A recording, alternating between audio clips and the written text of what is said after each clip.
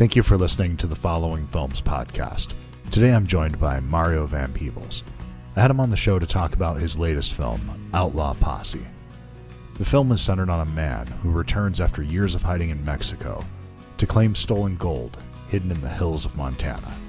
In his quest, he reunites an ensemble of fresh and familiar faces, and together they fight off Angel, whose rationale to the gold leaves a trail of deception and dead bodies. Outlaw Posse is currently in theaters now, and I highly recommend you checking it out. It's a great little film. Hope you enjoy the show. Good, man. How about yourself? How you doing? Good, man. I'm sitting in the car. I hope that's okay. It's totally fine. It just doesn't end, does it? You're just squeezing this in where you can at this point. I wanted to do it because that's something I wanted to do. So I thought, let me just pull over and park somewhere. I thought I might do it driving, but I just thought, might not work out so well.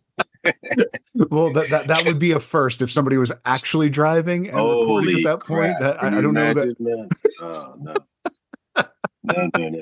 Did you get to see the movie? Of course, I wouldn't do this if I didn't. Okay. So, okay, all right, perfect. Let's just throw that out there right away, because you're one of those guys that I've been following your stuff since I was in high school. You were one of my guys. I think we latch on to people and you say, okay, this is somebody who I enjoyed 2 of their albums, love them. I will follow them to the end of the earth because they might have that in them again. And you've had that for a long time with me. And so I had all these things, all these questions in the back of my mind. If I ever get to talk to Mario, I got to ask him about all this shit. But then I see the new movie and it's just, I don't care. Like, it's just, I want to dive into this thing because I think you made a hell of a film here, man. I had a great time with this.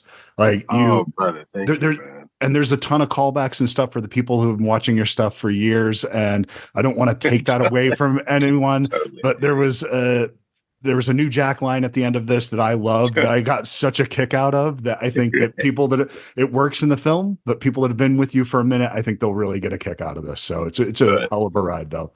Thank you, man. The thing I love about this, I like a film that sets the stage immediately, where kind of what you're getting into tonally, and your movies are consistently, if I can say one thing about them, they're never one thing. Your movies can be deadly serious, but they often don't take themselves seriously in the process of doing that. They can be thematically, talking about things that are very heavy, but they can still have fun. You have films that can show people that are really badass, but are also completely ridiculous at the same time. And I love that about your stuff. And your opening, where everything in the movie is telling you that this character is a bad motherfucker, but then you're in this ridiculous sombrero, and I'm like, this is great. This is perfect, man. I'm on board for this ride. It looked like a spaceship sitting on my head. Right? Exactly, man. Right. And it's just like, okay, good. This is the journey we're gonna go on with this. But then it also, it's a movie that is just, it's as broad as a movie can be at times, but it's also has some really poignant moments and some things that really do, that I think it's tough to pull off that balance of something that's both comedic and has drama at the same time. Can you talk about approaching the material in this way? Yeah, thank you. First of all, I wish you would write a review on it. You really, good, bad, or whatever, you see the scope, which I appreciate. And I think you're right. I think, sort of your first 12 minutes, as a friend was saying, a movie defines itself and what the scope is and what the tone is. And in the visuals of it, what I wanted was that if I was going to do it in 3 acts, that the first act was sort of, your sort of classic, fun with spaghetti Western tone, sort of static cameras with a little bit of moves and the great close-ups and sort of Mount Rushmore of your 3 actors in the beginning, all of whom could carry a Western easily on their own. You got Emmett Walsh, Neil McDonough, and Cam Gigante. See, there's no small roles. I mean, they're all, you're all, whoa, these guys, and they got great faces. So, so the first act was sort of in that, and then from about the bank robbery on, the camera starts to move a little bit, and the tone of it changes and sort of kicks in, and then third act, if you will, from the time we, get with the Native Americans and take the magical mystery tour drink, and it's sort of, I was thinking of, Easy Rider when they get Oh, stoned and sure. they go Yeah, yeah. to the graveyard, and I was talking to Alan Payne about that was and the whole psychosis with his mother and all that Yeah. stuff. Um, by then the camera sort of tilts, and now we're no longer in spaghetti western territory at all. We're sort of hallucinating and tripping, and so you're sort of in there with the actors. You're in there with the characters, and so that the Leone part is really only your first act, and then and Peckinpah, and then of course the second act starts to kick in. The third act is just what the fuck is going on, and so in the storytelling of it, it kind of builds like a bolero. In that, dun, dun, dun, dun, Yeah. dun, dun, dun, dun, dun. So by the time it comes up, you don't start where you end off, you know. Absolutely. So that in terms of the visual and the momentum, if you will, or the rhythm of the movie. But what I also wanted to do was work with actors that were just so much bigger than their screen time would be. With Emmett Walsh, with John Carroll Lynch, who Yeah. can Tamler, he's like such a fine actor. Do you know what I Yeah. mean? That Whoopi's intelligent and gets it and can play the shit out of it. That every actor Oh, in there best deserves their moment. my I'm sorry, I just got to throw this in there. This is my favorite portrayal of her that I've seen so far. I think this is and I think Whoopi crushed it here. And I this movie could have spun out and become any of these characters' movie, but the one that Exactly. I was like, God damn, we need to drill down on Whoopi here because Stagecoach Right. Mary is a story that needs to be told properly at this point. Totally. And then in roles like what Edward James almost does with Ozzy. Do you know what I mean? Where you go, Yeah. where he breaks it down when you're a multi, and I thought like it's a bit of a really. There are two things that I was thinking about when I was writing it. One was the Johnny Cash song "Boy Named Sue," Sure. which was the sort of dynamic with the father son sort of thing that's happening. And Mark Twain has a great quote where he says, "All my life, my father was an idiot, and at 21, he was a genius," meaning Yeah, I love started that. to understand him better at 21. So there was that dynamic. But there was also this dynamic that if you said, well, what does a cowboy have to have? Well, typically a horse at least, and some six shooters at least. And so what if you strip them down so that you have a multi-culti group of outlaws, if you will, and then suddenly they're horseless. And the reason that they're horseless, as Edward James almost says, is that the natives who liberated your horses don't believe human beings have the right to own any of God's critters. And before you get mad, keep in mind, these natives are the same ones that set my wife free when she was born enslaved. Love that. And so the notion that we would even go think beyond, like, how are we, because we're anthropocentric, how are people treating people, to go, how are we interacting with the other beings on this planet? That's pretty Yeah. far out for a Western. You just don't, most Westerns don't grapple with that at all. Keep in mind, the Native Americans, when they rode bareback. Hmm. They didn't, castrate the animals. They had a whole different dynamic with them that the colonizers didn't have. So it's just a different. It's just sort of things like, okay, so we take the cowboys, but now you take away their horse, and then they gotta have the guns, but now you got to stow your gun because Mary doesn't like anyone riding with their guns. And when you go to Yeah. Little Heaven, they don't like guns there. And there were towns that were gunless where you wouldn't. Even Oh yeah. Eastwood in Unforgiven says there's no guns allowed. So we get this sort of version of the First Amendment, Second Amendment, excuse me, that's not correct. There were towns that did not allow firearms. So I wanted to get concepts like that and then work with actors that each actor would interest me, and that they know as an actor director in the movie with them that I Mhm. speak actor, and I'm giving them the foot rub I want to get. I want each actor to get their shine, their moment, whether it's Neil McDonough and just this part, or Emmett Walsh, or how we treat the Native Americans. That you go, wow, there's a lot here to play with and to think about, and yet still do it with panache, with pluck, with fun, with laughter. Like my own family is, says, got black and white and brown, and my aunt's gay. I've got a Trump around. I've got love with big arms. And so Yeah. when you grow up with a family that looks like the world, you as a filmmaker, I find it makes me want to show our commonalities because I Yes. see them. And especially in an election year, if you could say, well, I can make a film that, yes, we're divided right now, but we've been more divided before 1908. We were more divided, and show you that actually at the end, you see the real pictures of who we're talking about. And you go, holy shit, the Chinese guy who wants to open a restaurant, that's the great, great, great, great grandson of the guy who opened the restaurant. That's the real guy, you know. That's his, that's pretty amazing that you see how close our Stagecoach Mary looks to Stagecoach Mary. Oh, it's right there. And so it's not just using someone's name and glamorizing them and making them beautiful. It's saying, and also I wanted the Western to have a certain amount of grit to it. Mm-hmm. That you could feel that, man, when you die here, they take your boots, they recycle your gun. This is no joke. Do you know what I mean?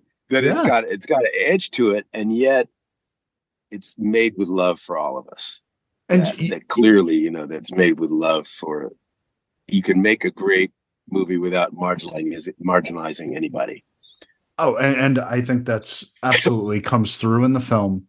But a compliment to you, it never at any time feels preachy, which is something that's really difficult. I never feel you on a soapbox, which when you're handling as many characters as you handle in this and are handling the number of themes that you're handling in this, that could be a risk. For somebody like me, I get on a soapbox when I have shit to say, and I'm an asshole. I'm the worst when I have something that I'm passionate about. But you are clearly passionate about this, but you deliver it in a way that doesn't feel like homework. You deliver it in a way that feels like this is an entertaining film. This is not something that feels like you're putting in work here, but I would feel totally comfortable watching this with my 13-year-old son, because there's things in here I want to talk to him about that he needs to see. There's elements of the West and our history that he needs to be exposed to. And this is a fun way to do it. Right. Thank you, brother. That means a lot. And, even like, what the sheriff says at the end when he's talking to Angel, the antagonist, and he says, black and white working in cahoots together. Who could have seen that coming? That our diversity is a strength. That there is a beauty in that, and I've grown up with it, and so I was like, absolutely. And just because I say save the whales doesn't mean I'm saying fuck the dolphins. Just because I say, okay, we're going to have Stagecoach Mary, but it doesn't mean we're going to not have, some really cool white folks or Native Americans or whatever it is, as is appropriate in the context of the storytelling. And, and ask questions like when you go to Little Heaven and Cedric says, in a capitalist money-based society, we honor the rich. Yep. And in a barter-based society, we kind of honor the honorable. Gotta love there that. Are, you kind of go, oh, that's kind of interesting. And we ask, those questions when Whoopi's character says to my real son, who's also my on-screen son, you're lucky. You're part of the first generation of Black boys that could legally have a Black father. Up until 1863, the white slave owner made all the decisions for the kids. You couldn't legally be a Black dad until 1863, Emancipation Proclamation. And if you're in Texas, 1865. So we haven't had that long to even get our dedication right. And when you think about that, 1863, we are not far removed from that. It's something that feels, I think that we don't recognize quickly enough, or we're not comfortable enough to know and to see that we're just a handful of generations out of that time period. This is not that far away. We're not that far removed from that time period that you had somebody like Stagecoach Mary that lived from that time period through the 1900s. I think she died in like 1910, 1914, something like that. So and this is before women could vote. She was so it's pretty amazing, and we have overcome before, and This episode of the Following Films podcast is brought to you by Bookman's. So today I went into Bookman's and decided to try to find a film by Michael Mann. I went over to the Blu-ray section and saw copies of several films I already own, and then I found it, Black Hat. This is one I haven't seen in quite a while since it came out, and I figured maybe it was time for a reassessment of this much maligned film. So Black Hat is a cybercrime thriller directed by Michael Mann that delves into the world of cybercrime, hacking, and international intrigue. While it promises to be a gripping exploration of the dangers lurking in the digital age, the execution falls short of expectations. The film follows convicted hacker played by Chris Hemsworth, who's temporarily released from prison to help the American and Chinese authorities track down a criminal network that's responsible for a series of major attacks. As the hunt takes them across the globe, Hemsworth's character must navigate the murky waters of the criminal underworld while grappling with his own demons. One of the film's major shortcomings is its lack of technical accuracy and realism. While it attempts to portray the world of hacking authentically, it often falls into cliches and inaccuracies that ultimately undermine the credibility of the story. So the hacking sequences are exaggerated and unrealistic, relying more on flashy visuals than genuine technical expertise. And this is coming from an absolute layman. I am not somebody who knows anything about hacking, and yet I can see some of the things that just flat out aren't true in this film. And that particular disconnect may disappoint viewers familiar with the subject matter or looking for a more grounded portrayal of cybercrime. So despite these flaws, though, Black Hat does have its moments. Michael Mann's signature style is evident in the film's beautiful, sleek cinematography and the signature action sequences, and the international setting adds depth to the narrative. It highlights the global nature of cyber threats and the challenges of international cooperation. Chris Hemsworth delivers a solid performance as Hathaway, bringing the character a sense of depth who's grappling for redemption. And the supporting cast includes, I had no idea, I'd completely forgotten this, but Viola Davis, who's really great in the film and adds a lot to the film. But ultimately, Black Hat falls short of its potential.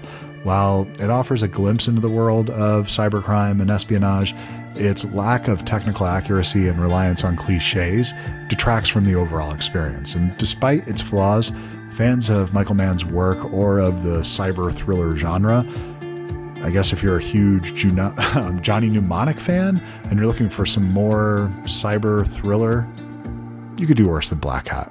However, for those seeking a more realistic, nuanced exploration of hacking and cybersecurity, this might leave you wanting more, and I'm not sure I can recommend this one. But despite that, this gave me the chance to check out a film that I'd been meaning to reevaluate, because I keep hearing that Black Hat is an underrated film, and maybe I'll give it another 10 years, follow back up with this one, and see if it does end up coming around for me. But remember, Bookmans, they have your cool covered. Hope you enjoy the rest of the show. Thanks. You know, we might not all tear each other apart and destroy this Garden of Eden. And there are days where you go, I don't know, man. I don't know if I see a way out, but you guys are giving me hope. And so it's kind of a little love letter to humanity at the end, you know, saying to all of us, and that's cool. And so different people see different things. You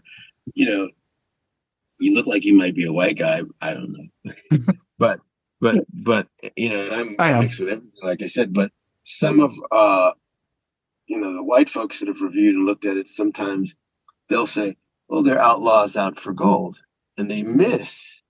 That is, it's actually they're out for reparations. They're taking the minimum. Isn't that the whole point in the cave that he's saying, like, look, two apiece? How do you miss that? Right. So depending on your perspective, you go. So, but for them, the movie's just fun and zany and wild and out there, which is fine. But other people go, whoa, look at, black women couldn't let their hair down in front of white folks, literally. It's not allowed. Yeah. And so in the beginning, when Madison Melindy is teaching the little girl how to play the harp, she has her hair swept up. Yeah. But by the end of the movie, when she's at Little Heaven being herself and teaching a mixed race group of kids, she has her hair naturally. That you've gotten to a place where you're comfortable enough to be your natural self. Those are detailed things that sometimes only people people have to be aware of to get. And Yeah. when you're a member of the dominant culture, and every SAT is geared for you, every job interview, every cop, every lawyer, it's you can get develop blind spots and not realize these things. And so it's interesting to talk to you because you seem to see details that might not be noticed by someone else, and that's great. I appreciate it. Well, I mean, I tend to understand that I have blind spots and just point them out. When let me know if I'm missing something here, tell me. I want to learn. I'm a deeply curious person. I also have a blended house, not unlike yours. So, I'm the white guy in my house, but everybody else in here, it's kind of we got a little bit of everything floating around Oh, out there. you're So lucky, man. That's a blessing, man. That's oh, great. I wouldn't have it any other way. It's kind of like if I just see more from taking in others' point of view and others' experience. I don't want to hear, I hear my voice enough inside my own head. I want to talk to And that's you. something my dad said. If everyone around you votes like you, thinks like you, acts like you, it'd be a pretty boring place. Oh shit. He was right. Man, I need entertainment. I need edutainment. So I couldn't agree more. The other thing that I love is when someone's thought through the characters, like William Maypother, Hmm. playing Angel. Yeah. Yeah. Yeah. What we talked about was that when I first talked about the character, he said, "Wait a minute." So um, I have this love of classical music. This character, Yeah. yes, but I'm also a bit of a sadist, yes. But I also have sort of an eco perspective. Yeah. Yes. And I'm also a Christian nationalist. Yeah. Yes. Because then I'm in. You know what I mean? Then you go, wow, that's pretty complex. This guy, and we built a whole backstory. Now, you'll never know the story, but you can feel that the character has a very heavy backstory, as you do even with the Alan Payne character who comes in from New Jack City. We talked about that. We talked Yeah. about this whole psychosis, and that when you've been taught you're 3/5 of a human being for X amount, 250 years, and then there's the Emancipation Proclamation, you now feel like, and his mother felt that the black man would never have any respect if he didn't have money. And Mm. so the whole obsession with getting the gold bars, that when he takes the peyote and he's like, "We got the money, mama," you know what I mean? Yeah. So having Yeah. fun with that, that John Carroll Lynch's character, I sort of modeled him after Mike Tyson. That you have this guy who could, knock down any guy, That's but no, that had makes this perfect really sense. Yeah. affinity for birds. They had this really gentle relationship with pigeons, and so that he's got this I can't canary. believe I missed that. That makes perfect sense. I totally missed Yeah, that and though. so he's like Mike Tyson, and at the end, when the canary dies, of course, that's literally the The canary in the canary in the coal coal mine. mine. Yeah. And it's you kind of have to watch it because the details are in there. But like when Chief trips and he starts tripping out, and then the Chief says to him, "Can you see yourself?" And he says, "Yes." And then Chief sees himself um, hearing the music Yeah. first, and it's the Native American and the African drummer, and then the white guy and the guitar, and then the women. It's that those are the instruments that would become the basis for most of America's music with African roots, and would be the creation that would later birth rock and roll, Yep. country, gospel, jazz. So he's looking at the bare bones of how these different flavors would come together to make this music. And in that hallucination, when he appears under the stack of gold, the Chief says, "When you become like the people who would buy and sell you, what have you become?" Mm-hmm. And Chief says, "A dead man." And that's when Queenie's tied into that hallucination, or that vision, if you will. And so when they find the gold bars at the end, she's freaking out, going, "Gold bars! I saw you dying on the gold bars." And so there is this sense that he's going to either die or die and be born again, which his life is radically different at the end. So he's actually let that gunslinger guy die to some degree, and now born as a different guy. So there's a lot of stuff like that. And so I like to weave in and talk to things, and then the actors get it and know it, and you feel the power of that. Absolutely. And that's part of the excitement, you know. And so you really build real people, and then I could give them historical research on each thing. That, you know, some of the slaves that escaped with Seminole Indians and became known as Black Seminoles, but the commonality between the Africans and the natives as original people was that they had this inherent respect for nature. They didn't look at it like the colonizer did, of chop it down, package it, cut it up, own it, cut up the sky, cut up the land, cut up the water rights. We belong to the land. The land doesn't belong to us. We're supposed to be stewards of God's green earth, not owners. And so, you know, whereas the Western man said, no, you inherit the land from your forefathers, which is tricky because their forefathers weren't here. The native would say, no, you borrowed from your children. So there were lots of things that I wove, that I would have these deep, detailed conversations with the actors. So going in, they really had stuff to play, and they could jump off from that. Well, I think there's just something that you start to realize as you get further in your career and further into your life, and you have more experience. One thing I've come to understand is the concept of ownership is bullshit. It doesn't exist, actually, despite having a mortgage and a home and cars and things like that. But I do understand that ownership is a temporary moment that doesn't actually really exist. It's just that we're saying this thing is there. Ownership is never a right or something that is given. It's just, it's something that is, when you're talking about living things or land or something like that, it's just such a complicated, heavy issue to get your head around, that I think that you need to be in harmony with others and not in control of. I think is a better. And to that thematically, back to what I was saying with the Edward James Olmos character, saying we don't have the right to own any other God's critters. And in the town of Little Heaven, we don't really need to. We can barter, and that will encourage sharing, bringing out the best of us. And we have this talk between Willis and Angel about what is our true nature, and are we supposed to rise above that? When Angel says, once the land is bought up, we'll destroy it all because that's our nature. So they're interesting themes that I love to visit, but all within character stuff. So nothing that gets to the point where it's top heavy and what are we doing here? You know, it's all with moving forward, and that's part of the fun of it. And then even taking something like DC Youngfly, whose character is Spooky. Yeah, he's great. He's great here, man. You know, who finally gets a chance to make money, quote unquote, in whiteface, as you know, the Robert Redford character with the blonde hair. Yeah. Idea, okay, yes. Sundance, but of course, Butch and Sundance didn't look like Robert Redford and Paul Newman, but of course having fun with what that looks like.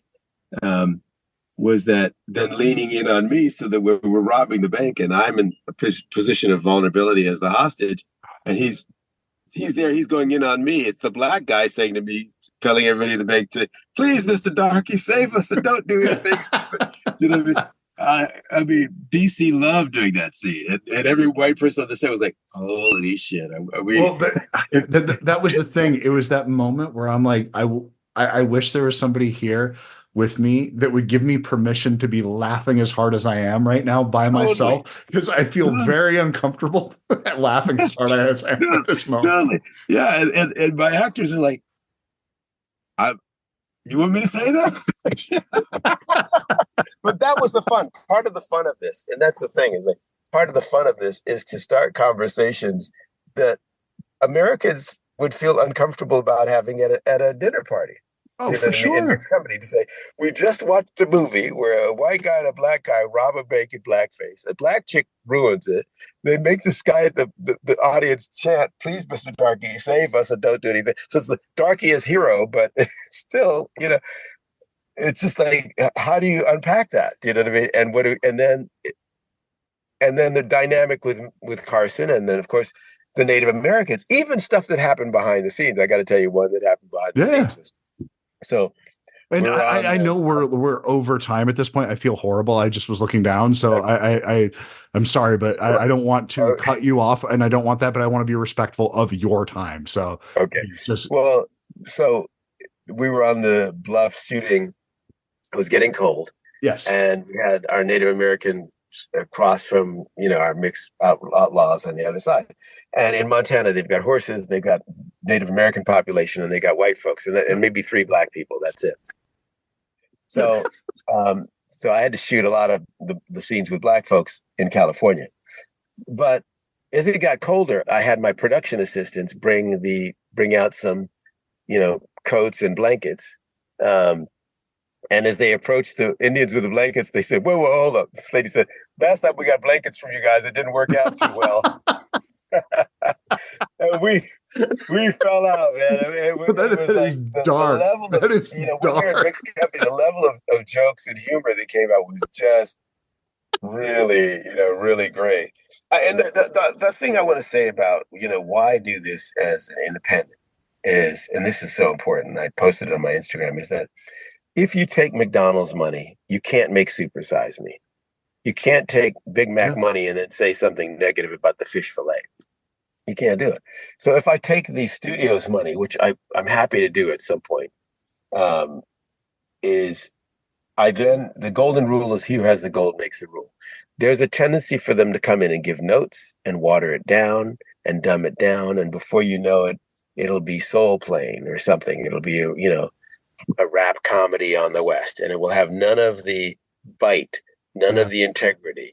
And when we won at the Pan-African Film Festival, we won Best Feature Film, or Best Audience Award.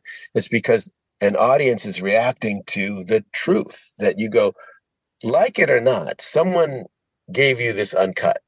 Yeah. And it's not watered down. And there's stuff in here that you won't see in any other Western. So and that's part of the fun of it, and really seeing, not only the guys, but some badass women in it, and like Stagecoach Mary. And so that was part of the joy, was saying, and that's how I got the cast, was going to them and saying, look, we're in India. We won't get the big billboards because we won't get the big ads. So please let folks know, go on Fandango, find it now. We're in theaters right now. We won't be in theaters for long. We got to get out there and see it now if possible. But it's really made from the heart. And it's an interesting point. When I did Posse, I knew 1 out of 4 cowboys was black, but most people didn't. And, if Hollywood, you may know that heavyweights look like Ali and Tyson and Jack Johnson, but if Hollywood shows you Rocky long enough, that's what you'll think. And that's what we think of the West. But the West is really much more multicultural. And so when I wanted to do Posse, they thought I was nuts, and I did it. It became a classic. And now these years later, I'm doing Outlaw Posse, but I'm doing it in a similar way where I don't have to take the studio line, and we won't have the big billboards. But in the culture, it's such an interesting time. You've got Beyonce claiming her throne on the country western charts. Yep. You've got Pharrell with his Western line. You've got a TV series, Bass Reeves. You've got the 40th anniversary of the Bill Pickett Rodeo. And so it's almost like, while in Florida, they're erasing Black history, and there used to be illegal to teach an enslaved person to read. Soon it'll be illegal to read about an enslaved person in Florida, if they have their druthers, right? At that time that's going on, it seems like people of color are finally saying, we're taking our history back, our history of the West. We were there, people of all colors were there, and we should all take pride in it. And we're in an election year. Let's make edutainment, and let's get out and vote with our dollar, vote with our ballot, and vote with our voices. With that, I'm going to do something that I rarely do. I'm going to go on Fandango. I've seen this already. I'm going to buy a ticket. I don't know if I'll be able to make it to the show when it's playing. I'm just going to buy it to support it, because I want to see more like this, man. This is important to support artists, and especially people that are doing things like this. Because you're right. I don't want the watered down version of it, because when you do that, you not only lose all the themes and everything, but you lose the heart, which is the big thing of this. And this movie has just a huge heart behind it. And I think that's why none of the stuff feels offensive to me. It never feels like it was made with ill intent, that there's nothing but love behind every frame of this film. Like that's what I feel when I see this. I don't feel like there's somebody that's just shocking me for the sake of shocking me.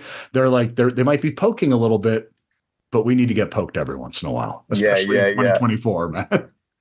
And then that's, thank you so much for saying that. And that's when Queenie says, when Queenie becomes mayor, and she says, my first new law is all men should kiss my ass. Not all the black men, not all white men, all men, period. But I love that. I love the little part where he's leaning in to kiss the ass, and then he doesn't make it all the way. That he's like, all right. Well, please do that. I really appreciate that. Yeah. And I really enjoyed talking to you. Would talk to you again. I wish people could hear your thoughts and your review, because you're seeing it with such just all the little details that you notice are so fresh and incisive. I really appreciate that. And thank you so much. I will be happy to write this up. I will do that in addition to posting this up there. I'll put a write up also, because and look, when you do it, send it to Steph and Lori and them, and then get me a copy. I'd love that.